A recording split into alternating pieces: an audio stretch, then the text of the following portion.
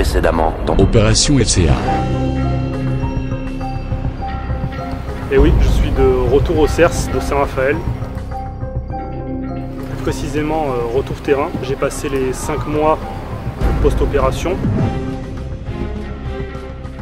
C'est la phase finale un petit peu de la rééducation. Le but c'est de retrouver une jambe fonctionnelle plus seulement pour la vie civile mais également donc pour le sport.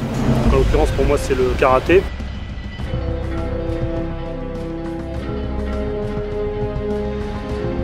On travaille sur la qualité des appuis, le type de course, l'explosivité. Je prends petit à petit donc les changements de direction puis par la suite les pivots. Je vais essayer de vous montrer aussi toutes les autres petites nouveautés comme par exemple le test isocinétique.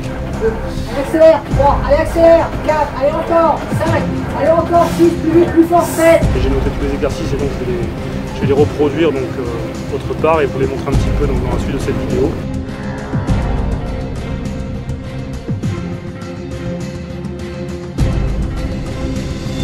Assez parlé maintenant, action. Bon, je m'amuse un peu sur le montage, hein, comme vous avez vu. J'espère que ça vous a plu au moins. Cette vidéo est la partie 2 consacrée au retour terrain. Dans la partie 1, je vous avais parlé du test isocinétique. Allez la voir si ce n'est pas déjà fait. Avant de vous montrer ce que j'ai fait en situation terrain, je vous résume les observations faites par la kiné qui m'a prise en charge. La première, c'est que sur ma façon de courir, je cours en étant assis, entre guillemets. C'est-à-dire que je suis de type hanche, tandis que d'autres sont de type pied. C'est-à-dire qu'ils vont plus pousser avec leur pointe de pied, donc les quadriceps et les mollets, et être plus aérien, tandis que moi, je vais plus recruter la chaîne arrière, donc fessier et ischio-jambier. Ce qui peut expliquer les résultats du test isocinétique d'ailleurs, hein, où les quadriceps sont montrés un manque de force. Alors après, la question, c'est est-ce que c'est à cause de la faiblesse des quadriceps que je cours comme ça, ou est-ce que c'est parce que je cours comme ça que mes quads sont faibles? C'est toujours la question de qui est venu en premier, l'œuf ou la poule. Après, en soi, c'est pas grave ou faux de courir en typologie hanche. Chacun a un style de course qui lui convient, qui peut être déterminé souvent par la génétique, l'anatomie, le passé sportif, etc. Si vous prenez un Michael Johnson, dans un autre style, hein, mais il avait une façon de courir pas du tout académique, hein, avec ses foulées courtes, son buste droit comme une statue et quasi penché en arrière. Et pourtant, ça ne l'a pas empêché d'avoir les records du monde du 200 mètres et 400 mètres pendant 12 et 17 ans. This 1932 can surpass your wildest dreams. I mean, you could dream of the gold medal, but 1932 is a record that could last like Beeman's record. I mean, vous pouviez rêver de la médaille d'or, ça c'était légitime, mais de rêver un temps de 19 secondes et 32 centièmes... Oh non, non, Michael, just an answer, just an answer.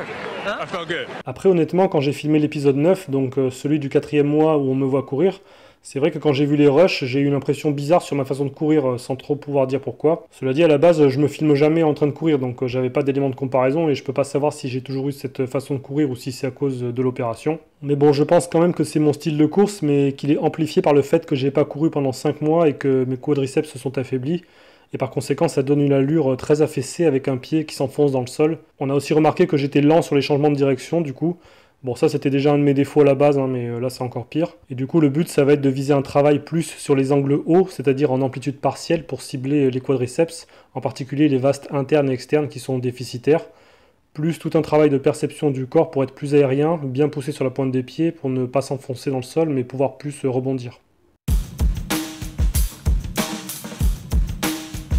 Et on commence donc avec un travail de technique pure, où le but c'est de faire la meilleure foulée possible, donc avec le buste droit et en simulant donc la poussée avec la pointe de pied, afin d'automatiser le mouvement pour pouvoir le reproduire en situation réelle. Et donc là pour comparaison, je vous mets mon style de course en typologie hanche, qu'il faut que j'essaie d'atténuer. Donc après on reproduit le mouvement mais en avançant entre des plots cette fois. Donc même chose, on essaie de stabiliser puis de rentrer le ventre, et on pousse bien sur la pointe de pied.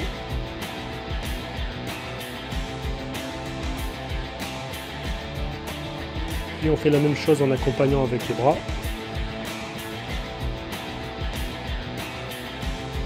Ensuite on recommence en ajoutant un petit saut pour travailler l'impulsion et pareil on stabilise à la réception.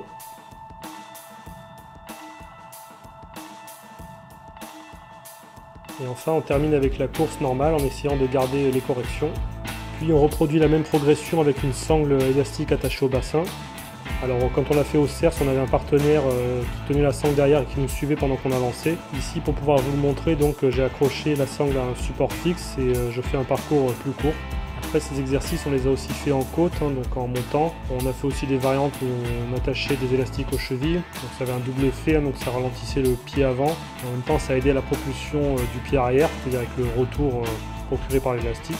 On a fait aussi avec une bande élastique au genou pour éviter au genou de rentrer vers l'intérieur. Voilà, puis on a travaillé aussi sur des montées d'escalier. On l'a fait ensuite avec, pareil, avec des sangles. On a aussi fait de la course en avançant en corde à sauter. Puis pareil, on l'a aussi fait en côte.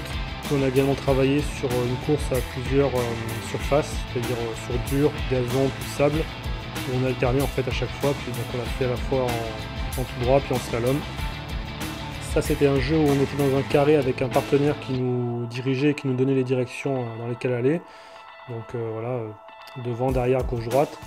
Et également donc haut, bas. Donc haut c'était un saut et bas c'était faire un squat. Le but c'était d'aller le plus vite possible évidemment.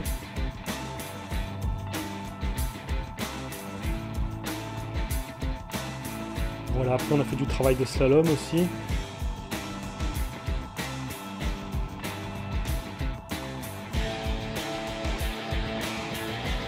On avait la même chose mais avec un ballon de basket. Alors là-bas c'était un ballon de basket sur une surface dure. Là j'avais pas de ballon de basket donc je l'ai fait avec une balle de tennis sur un synthétique, donc ça rebondit pas très bien, c'est un peu pourri, bon, vous avez l'idée. Voilà, puis après même chose avec les sangles élastiques encore une fois, donc à chaque fois on avait le camarade qui se tenait derrière nous et qui tenait la sangle élastique.